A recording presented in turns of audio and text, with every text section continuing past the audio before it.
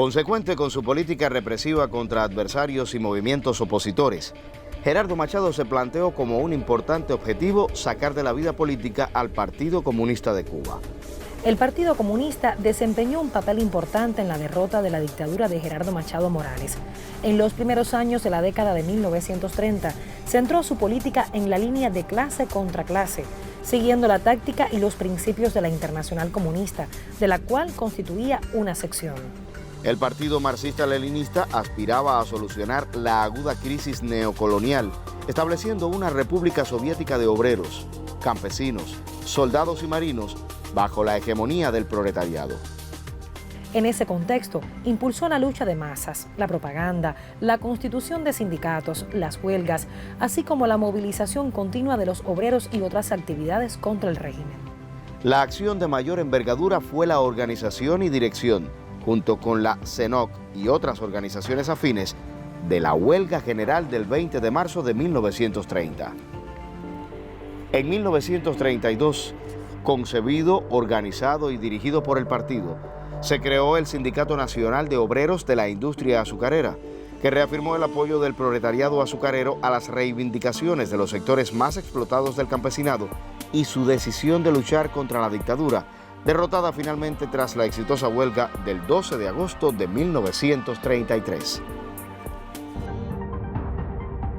Así, los conceptos unitarios de Mella y Villena matizaron el enrolamiento de los comunistas en la lucha política antimachadista.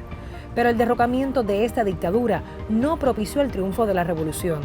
En abril de 1934, el Partido Comunista celebró en la clandestinidad su segundo congreso, que mantuvo la consigna por el poder soviético de obreros, campesinos, soldados y marinos, y por la revolución agraria y antiimperialista. Si bien el antiimperialismo y el agrarismo podrían convertirse en plataforma de unidad entre otras fuerzas políticas, la declaración de crear soviets no se correspondía con la realidad cubana.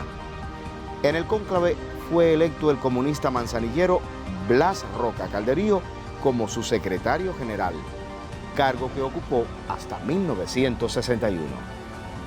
El Partido Comunista mantuvo un fuerte activismo orientador y de organización del movimiento sindical tras la derrota del dictador Gerardo Machado. Junto al partido se desarrolló y fortalecieron la Liga Juvenil Comunista y la sección cubana de Defensa Obrera Internacional. En 1935, aunque el liderazgo del partido consideró que no existían condiciones para organizar una huelga y derrocar al gobierno de Mendieta, decidió apoyar la convocatoria que hiciera el Comité de Huelga Universitario a la huelga general del mes de marzo. Tras su fracaso, se desató una violenta represión del ejército y la policía bajo las órdenes de Fulgencio Batista. Al año siguiente estalló la Guerra Civil Española, prolongada hasta 1939. El Partido Comunista, junto con otras organizaciones, se dieron a la tarea de reclutar y trasladar voluntarios que engrosarían las brigadas internacionales a favor de la Segunda República Española, al tiempo que apoyó decididamente a los exiliados españoles. Nuevos derroteros del partido se iniciaron con el proceso de democratización y reformas como resultado de la Revolución del 30 y los cambios en la situación internacional ante el avance del fascismo. En 1938 se legaliza el partido y se funda el periódico Hoy y otros medios de difusión.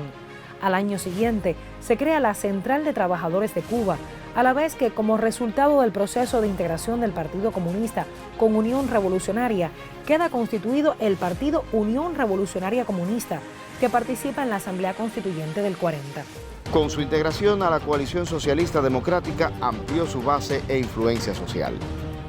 En esos años, se desplegó una fuerte actividad internacionalista y solidaria con México, España, la Unión Soviética y el resto de los frentes de guerra contra el fascismo, hasta su aplastamiento en 1945. En las condiciones de posguerra, ahora con el nombre de Partido Socialista Popular, a fin de adecuar la organización a la práctica y los conceptos organizativos demandados por la nueva etapa que se avecinaba, sin cambiar principios y objetivo estratégico, la nueva táctica estaba orientada a respaldar las exigencias que, emanadas de cualquier fracción o figura política, favorecieran a las masas y el avance de la democracia. a concertar alianzas con fuerzas cuyos programas reflejaran los intereses populares, sin comprometer su condición de partido de la clase obrera.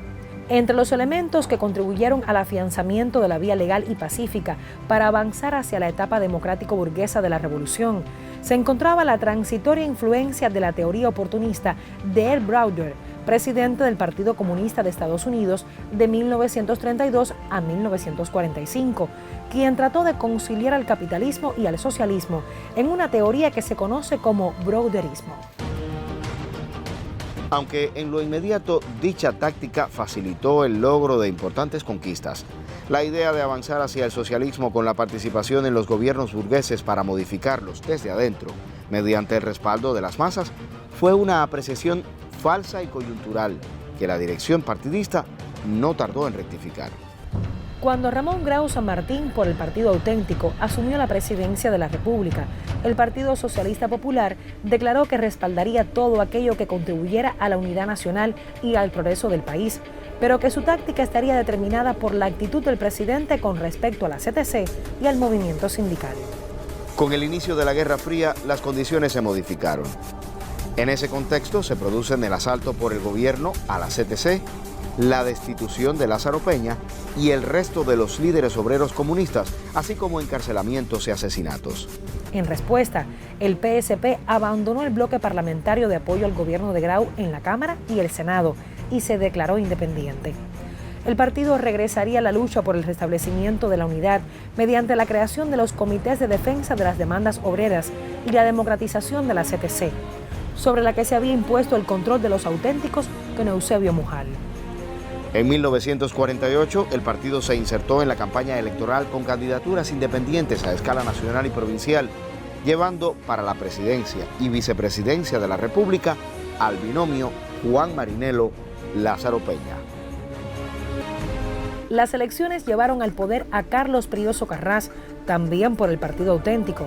Tras ese resultado, la táctica electoral del Partido Socialista Popular se centró en la reconstrucción de la unidad de los trabajadores y de todas las fuerzas progresistas en torno al Plan Cubano contra la Crisis, basado en el desarrollo de la producción nacional para el mercado interno y la adopción de una política cubana independiente del imperialismo para enfrentar la crisis económica y para dar respuesta a las demandas inmediatas y urgentes de las masas. También favoreció el desarrollo de la preparación ideológica y política de los trabajadores, al retomar la movilización popular como arma de lucha y desarraigar los métodos legalistas de los últimos años. Su efecto se apreció en el crecimiento de la movilización de las masas, el desarrollo de huelgas y la sustitución de direcciones sindicales mujalistas, pero no produjo el mismo efecto en la lucha electoral. No obstante, se lograron espacios políticos en algunos municipios, tal es el caso de la alcaldía socialista en Yaguajay, como lo fue Manzanillo a inicios de los años 40. Para las elecciones generales de 1952, el PSP se esforzó infructuosamente por formar un frente único oposicionista. El resto de las fuerzas políticas no aceptó la alianza con el PSP ni su programa para lograr un gobierno de Frente Democrático Nacional. El partido llamó a votar por el candidato del Partido Ortodoxo como figura capaz de aunar a las fuerzas oposicionistas y derrotar al gobierno. Pero esta solución tampoco pudo alcanzarse. Sobrevino el golpe de Estado del 10 de marzo de 1952 y con él la dictadura de Fulgencio Batista.